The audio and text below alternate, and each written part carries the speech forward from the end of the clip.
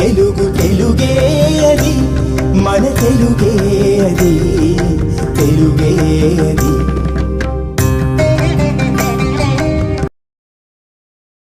ఇప్పుడు మేము చేస్తున్నది అష్టావధాన ప్రక్రియ. అష్టావధానం అంటే ఒకేసారి 8 మంది పృచ్ఛకులు ఒక అవధానిని వారి యొక్క ఏకాగ్రతను పరీక్షించడానికి ప్రశ్నలు అడిగితే ఆవిడ పద్యాలు చెప్తూ ఉంటారు. ముందుగా నిషిద్ధాక్షరి, వీరు పద్యానికి అంశం ఇస్తారు, అలాగే నిషేధిస్తూ కూడా ఉంటారు ఒక్కొక్క అక్షరాన్ని. ముందుగా నిషిద్ధాక్షరి, పిల్లల గురించి ఒక పద్యం చెప్పండి. మొదటి అక్షరం మీ, రా నిషేధిస్తారు. మీ రెండవ అక్షరం కై, మీకై, జా నిషేధిస్తున్నారు. మీకై మూడవ అక్షరం సా, యా నిషేధిస్తున్నారు. మీకై సా నాలుగో అక్షరం గే, మీకై సాగే, గా నిషేధిస్తున్నారు. మీకై సాగే స, ఆ నిషేధిస్తున్నారు. మీకై సాగే స ఆరో అక్షరం భ, మీకై సాగే సభ, కా నిషేధిస్తున్నారు. మీకై సాగే సభయే. ఇలాగ మొదటి పాదం పూర్తయింది. తరువాత సమస్య, వీరు ఒక పద్యపాదాన్ని వారు పూరించి ఇస్తారు, మిగతా 3 పాదాలని అవధాని చెప్పవలసి ఉంటుంది. సమస్య, నేను ఇవ్వబోతున్న సమస్య, పువ్వు నందునొక్క పువ్వు పుట్టే. ఇది సమస్యలు అనేది 4వ పాదం వారు ఇచ్చారు. మొదటి 3 పాదాలు నేను పూరించాను. మొదటి పాదం, నవ్వులొల్కు చిన్ని నవనీత చోరుని అంటూ మొదటి పాదం సమస్య. తరువాత దత్తపది, వీరు 4 పదాలు మరియు అంశం ఇస్తారు. దాన్ని బట్టి వాళ్ళు ఇచ్చిన 4 పదాలను నేను చెప్పే పద్యంలో కుదిర్చి వారికి పద్యాన్ని చెప్పాలి. దత్తపది, ఉప్పు నిప్పు అప్పు తప్పు, భారతదేశ ఔన్నత్యం, పంచచామరం. ఉప్పు నిప్పు అప్పు తప్పు, పంచచామరం.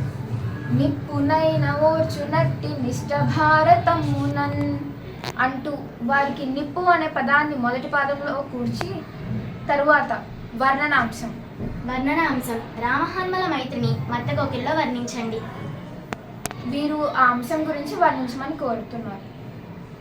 జాతి ఎందున మైత్రి లేదట, ఛాతి ఎందున స్నేహమే అంటూ రాముడి హనుమంతుడి యొక్క మైత్రిని మొదటి పాదంలో కుదిర్చి తరువాత ఆశువు, వీరు ప్రతి ఆవృత్తంలోనూ ఒక్కొక్క అంశం గురించి ఆశువుగా పద్యం చెప్పమంటారు.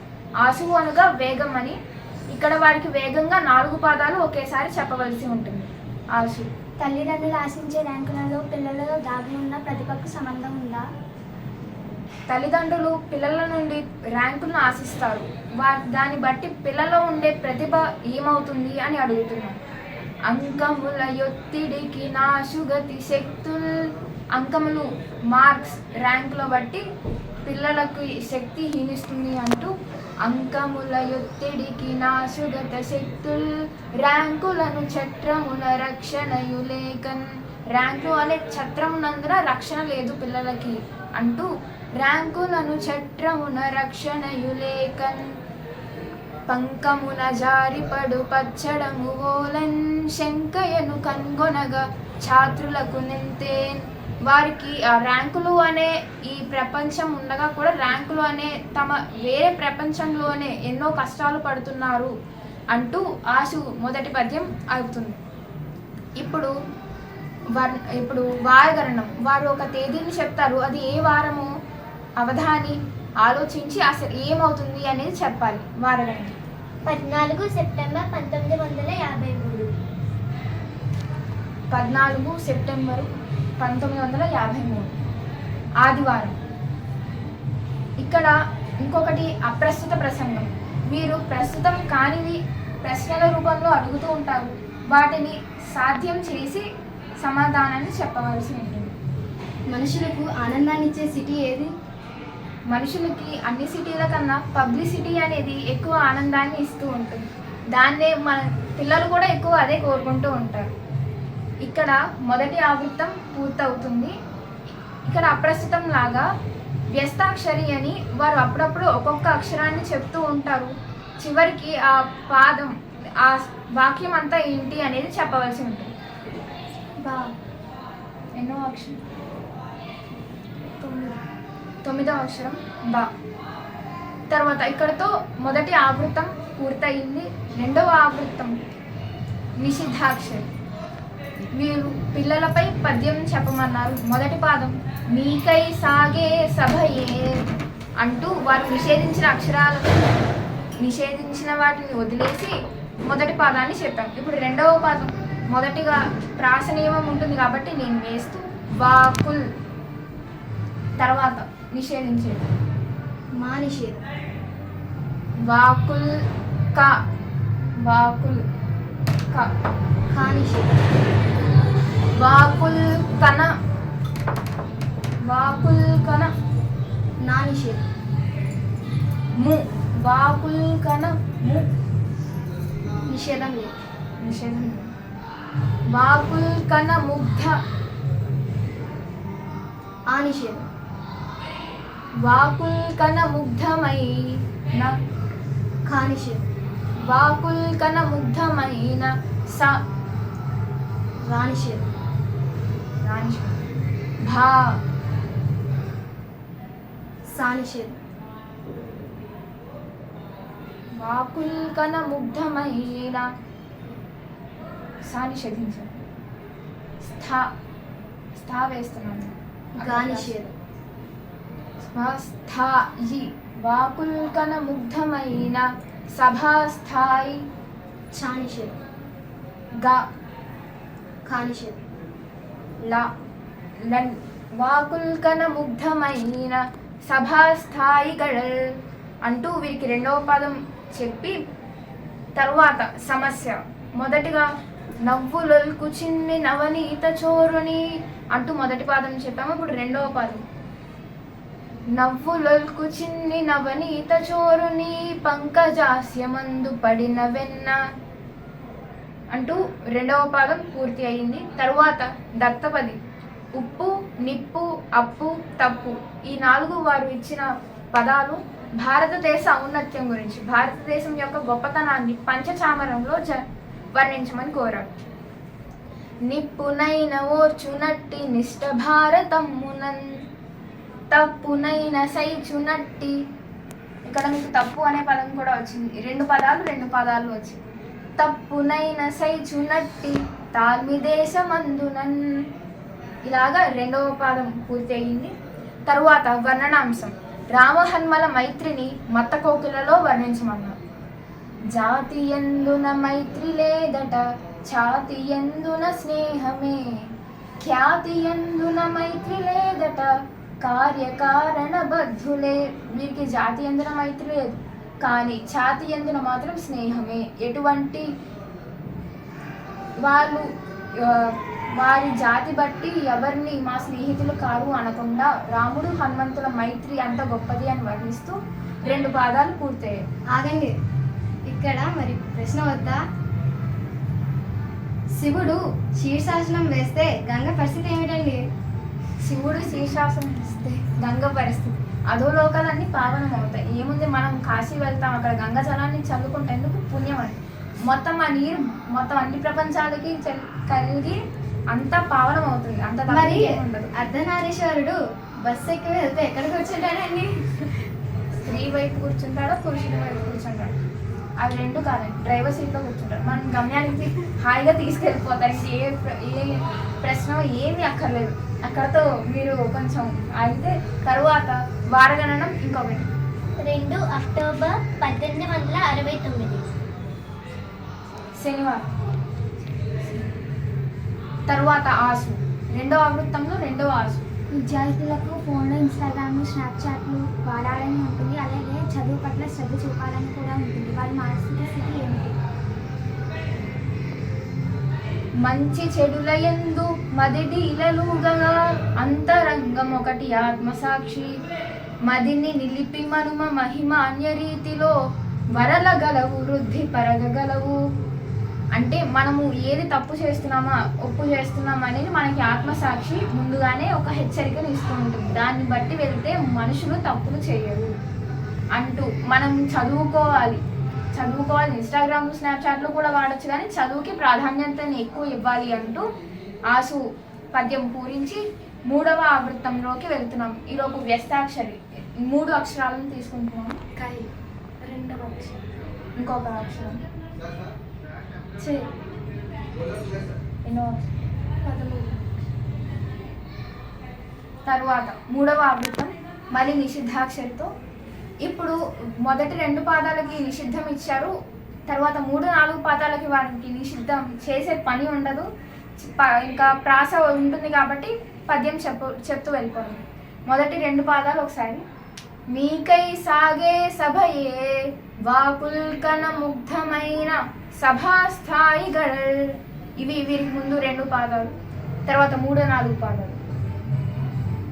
సభాస్థాయిగళ్ ఆకాశమునందు కొనగా ప్రాకారపు దీప్తి మీరు బాలులు వినుడి. మీరు ఇక్కడ తెలుగు భాష దినోత్సవం ఎన్నైనా ఛాత్రులకు పిల్లలకి ఎంతో ఘనంగా వేడుకలను చేస్తున్నారు. మీరు భారతదేశానికి భవిష్యత్తులో భావి భారత పౌరులు అని గుర్తు చేస్తూ బాలులు వినుడి. ఇక్కడ నిషిద్ధాక్షరికి పద్యం చెప్పడం పూరణ కుదిరింది. తరువాత సమస్య. పువ్వు నందునొక్క పువ్వు పుట్టే. ఇది ఒక పాదం, చివరి పాదం వాళ్ళు చెప్పేశారు. మొదటి 2 పాదాలు. నవ్వులల్కు చిన్ని నవనీత చోరుని పంకజాస్యమందు పడిన వెన్న. ఇవి ఇంతకు ముందు చెప్పిన 2 పాదాలు. శ్లోకానికి పద్యానికి తేడా ఏమిటండి? పద్యం వేగంగా చెప్తామండి, శ్లోకం కొంచెం నిదానంగా వెళ్తున్నా. ఏముంది అందులోనే ఉంది కదా, శ్లోకం మెల్లగా రండి అని అదే చెప్తోంది. ఇంకా మనం శ్లోకాన్ని వేగంగా చెప్తే దాన్ని నిషేధించినట్టు అవుతుంది కదా. దాని మాట వినకుండా ఎలా మళ్ళీ మనమే తిరిగిపడింది అనుకోండి, మనం ఏం చేయలేము. అందుకని అది ఎలా అంటే అలానే వినాలి. నవ్వులొల్కు చిన్ని నవనీత చోరుని పంకజాస్యమందు పడిన వెన్న మాతృమూర్తి సిత మందారముగదోప పువ్వు నందునొక్క పువ్వు పుట్టే. కృష్ణుడి ముఖం మీద వెన్న కనిపిస్తే దాన్ని యశోదమ్మ చూసి పువ్వు నందునొక్క పువ్వు పుట్టింది, అతని ముఖ పద్మమునందున వెన్న ఒక పువ్వులా కనిపించి పువ్వు నందునొక్క పువ్వు పుట్టే అని అనుకుందని వారికి సమస్యని కుదిరించి తరువాత దత్తపది. ఉప్పు నిప్పు అప్పు తప్పు. నిప్పునైన నోర్చునట్టి నిష్ట భారతమ్మునన్ తప్పునైన సైచునట్టి తాల్మి దేశమందునన్ ముప్పునైన నుప్పులోలే పూను కర్మ భూమిరా. ముప్పు అనేది వారు ఇవ్వలేదు, మనం తెచ్చుకున్న ముప్పుని పెట్టుకున్నాం. ముప్పునైన నుప్పులోలే పూను కర్మ భూమిరా అప్పులేని మాతృభూమి ఆత్మశక్తి నిచ్చురా అంటూ వ్యస్తాక్షరి ఇంకొక 2 అక్షరాలు, ఇంకొక అక్షరం తరువాత వర్ణనాంశం. రామహన్మల మైత్రి. జాతి ఎందున మైత్రి లేదట ఛాతి ఎందున స్నేహమే. ఖ్యాతి ఎందున మైత్రి లేదట కార్యకారణ బద్ధులే. నీతి ఎందున మైత్రియుండుట. ఇందాక ఎక్కడెక్కడ మైత్రి లేదు అని చెప్పాం, ఇక్కడ నీతి ఎందున మైత్రియుండుట నెయ్యమంతట న్యాయమే. అన్యాయం అనే ఆలోచన కూడా చెయ్యరు అంటూ ప్రీతి గొల్పరే రామహన్మలు విశ్వమైత్రికి మూలమై.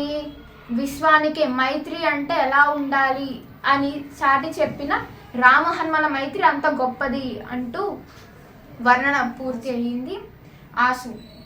కార్పొరేట్ చదువు వల్ల విద్యార్థులకు కలిగే ఇబ్బందులు ఏంటి? ఉదయము చూడరు భాస్కర్ ఉదయించడు విధిని చూడరు సుమనుజున్. ఉదయాన్నే ఎప్పుడు సూర్యుడు ఉదయిస్తాడా అని చూడరు, లేస్తారు, ట్యూషన్లు అంటారు, అటంటారు, పరిగెత్తేస్తూ ఉంటారు, స్కూల్కి వస్తారు. ఉదయము చూడరు భాస్కరు ఉదయించడు విధుని చూడరు సుమనుజున్. రాత్రి చంద్రోదయాన్ని కూడా చూడరు, అదేమిటో వింత మరి. ముదమను మాటను చూడరు పదిలముగా పండుకొనగా పడగక గృహమున్. పదిలంగా మంచిగా నిద్రపోయామా అని కూడా ఆలోచించే స్థితికి వెళ్ళిపోతారు విద్యార్థులు ఇంకా అనుకుంటూ ఆశు తర్వాత చెప్తూ, అవధాని గారు, నాకు తెలిసిన ఒక వ్యక్తికి 2 కూతుర్లండి. ఒక కూతురు పేరు దీపిక, మరొక కూతురు పేరు గోపిక. మరి మూడో కూతురు పెడితే ఏం పేరు పెట్టాలండి? ఆపిక. ఇద్దరు కూతురు ఉన్నారు కదండి.